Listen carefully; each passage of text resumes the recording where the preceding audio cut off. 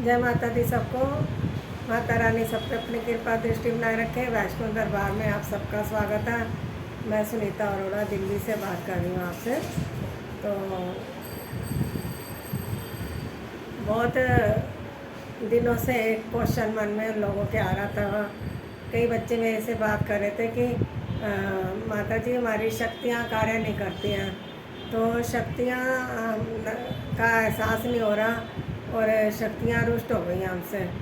तो वो शक्तियाँ कार्य तब नहीं करती हैं जब आप लोभ लालच में आ जाते हो, आप लोगों का बुरा करने लग जाते हो, पैसे लोगों से ऐंठना शुरू कर देते हो। और शक्तियाँ जब भी आती हैं आपके पास आई शक्ति, आप ये मत सोचो कि हमने मेहनत करी, हमने सिद्धि प्राप्त कर ली तब वो आई।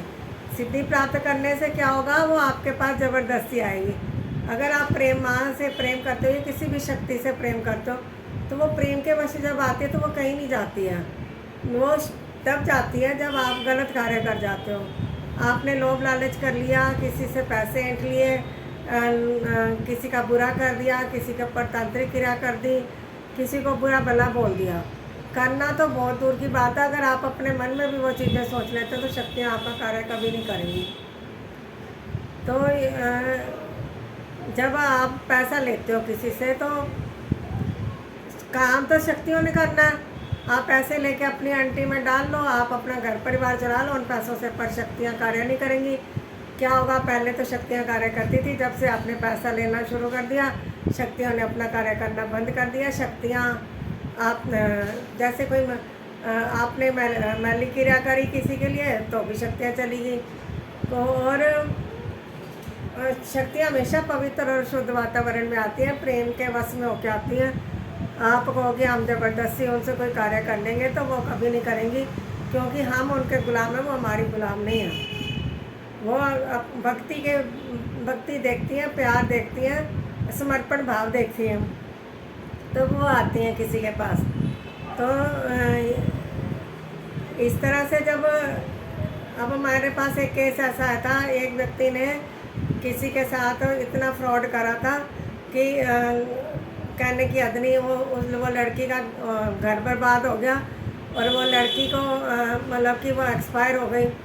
एक्सपायर होने के बाद उसकी बददुआ उसको इतनी लगी कि उनका जिसने भी इस पर पैसे लिए थे, लोभ लालच करा था, तो उसका बहुत बुरा हाल हो गया। अब वो दाने दाने को मोहताज बैठा है इंसान, और इतनी बीमारियों से ग्रसित हो गया, तो कर्मों का भुगतान करना पड़ता है। कभी भी शक्तियों का दुरुपयोग मत करो, और अगर करोगे तो माँ तो क्या, कोई भी शक्ति आपके पास कभी भी नहीं रहेगी। और हमेशा मन को साफ रखो, शुद्ध पवित्र रखो, और पवित्र आत्मा से ही नाम जपो। जब हमारा अंतर मन साफ होगा तभी परमात्मा आकर बैठेगा। तो गंदी वो कहावत है ना, गंदी था कुत्ता भी नहीं बनता मेरा रब किस तरह में। तो परमात्मा नहीं आता गंदी जगह पे, क्योंकि हमने लोगों ने अपना मन इतना मैला कर रखा है। हम कितना झूठ फरेब और सब कुछ करते हैं सारा दिन, तो ये चीज़ें नहीं करनी चाहिए। और लोभ लालच आ जाता है इंसान को, तो फिर शक्तियाँ काम नहीं करेंगी। लोभ ऐसा होता है, लोभ इंसान को ख़राब कर देता है।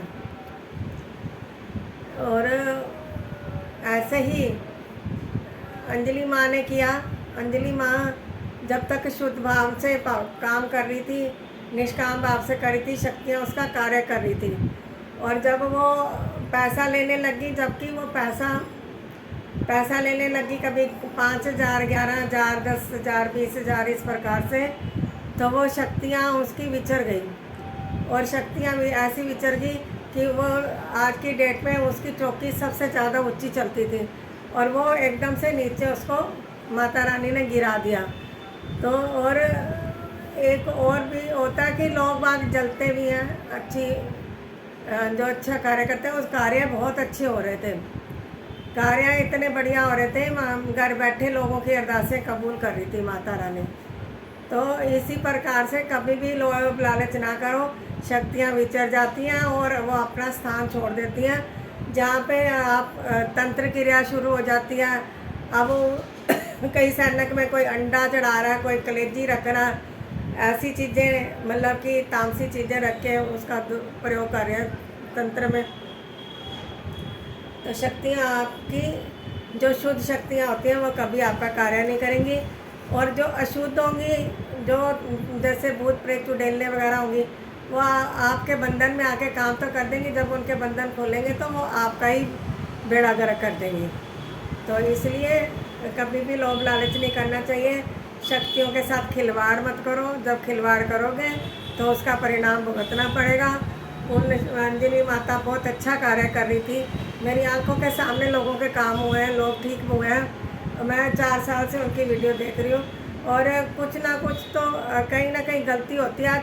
आप अगर कितना मर्जी कोई आपके ऊपर तंत्र क्रिया कर दे, कोई नेगेटिविटी छोड़ दे, परंतु आप अपने उसके पक्के हैं ना ईमान के, तो आपका शक्तियाँ हमेशा सहायता करेंगी, आपका कोई बाल बांका भी नहीं कर सकता। तो अंजलि माँ का डाउनफॉल में जाने का यही रीज़न था, और उस वजह से उस माता रानी ने उसकी बुद्धि भ्रष्ट कर दी। बुद्धि भ्रष्ट करी तो देवी देवताओं को वो गालियाँ देने लग गई, लोगों को गंदी गंदी गालियाँ देने लग गई। तो इस वजह से उनकी शक्ति जो है ख़राब हो गई, और उसका परिणाम आपके सामने है। कभी भी हमारा सनातन धर्म सबसे ऊंचा धर्म है, इसको कभी भी हमारे धर्म में जो भी है उसका आप सम्मान करें, इज्जत करें। और जो उन्होंने सनातन धर्म के खिलाफ जो भी गाली गलौज करी वो अच्छा नहीं था, वो बहुत गलत काम किया था उन्होंने। तो उसका कारण ये भी हो सकता है कि उसके अंदर कोई ऐसी नेगेटिविटी घुस गई हो जो उसका बुरा कर रही थी, ये भी हो सकता है। बाकी ज़्यादा मैं जानती नहीं हूँ, मैं एक छोटा साधना सा माँ का अज्ञानी बच्चा हूँ, मुझे कुछ भी नहीं आता। तो इस प्रकार से शक्तियों का सम्मान कीजिए, इज्जत कीजिए, और उनके नक्शे कदम पे चलिए, तो आपकी सब शक्तियाँ आपके साथ काम करेंगी। मेरा बुरा करने वाला इंसान का ना वो माता रानी अपने आप ही उसका ऐसी तैसी फेर के आ जाती है, हमें कुछ नहीं करना पड़ता। क्योंकि जब भगत कहते हैं संतन दुख पाए थे दुखी, सुख पाए साधन के सुखी, जब उसके संत को कोई दुखी करता है तो परमात्मा का मन भी दुखी होता है, और वो उसको फिर ऐसी सज़ा देता है, वो कहीं का नहीं रहता।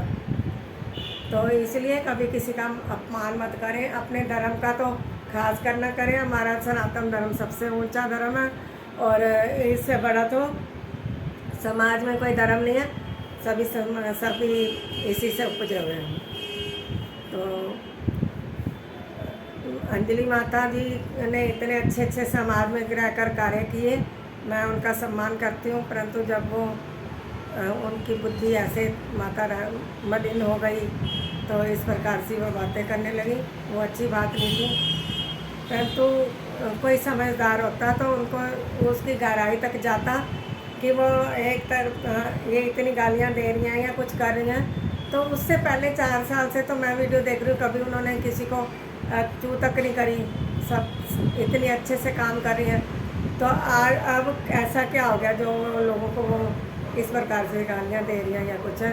बाकी उन्होंने कहा कि ब्रह्मा विष्णु महेश मेरे पति हैं, तो बिल्कुल हैं, पति वो सबके हैं। सबका मालिक जो होता है ना वो पति होता है, चाहे वह इंसान हो, चाहे बच्चा हो, चाहे बड़ा हो, चाहे छोटा हो, चाहे आदमी हो, चाहे औरत हो, सबका पति परमपिता परमेश्वर है, और वो सबका पति है। तो वो हमारा पिता भी है, वो पति भी है, माँ भी है, वो बाप भी है, भाई भी है, बंधु भी है, सखा भी है, बहन भी है, वो सब कुछ है वो। तो जय माता दी सबको, सनातन धर्म की जय, अपने अपने गुरु महाराज की जय। माता रानी सबको अपनी अपनी सबके ऊपर अपनी कृपा दृष्टि बनाए रखें और सबके दुख दूर करें, यही मैं कामना करती हूँ। अगर बात करते हुए कुछ बोलते हुए मेरे मुँह से कुछ कोई गलत बात हो गई होगी तो मुझे अनजान बच्चा समझकर सभी क्षमा कर देना। और जो मेरे मन के भाव थे मैंने आप सबके आगे प्रस्तुत कर दिए। जय माता दी।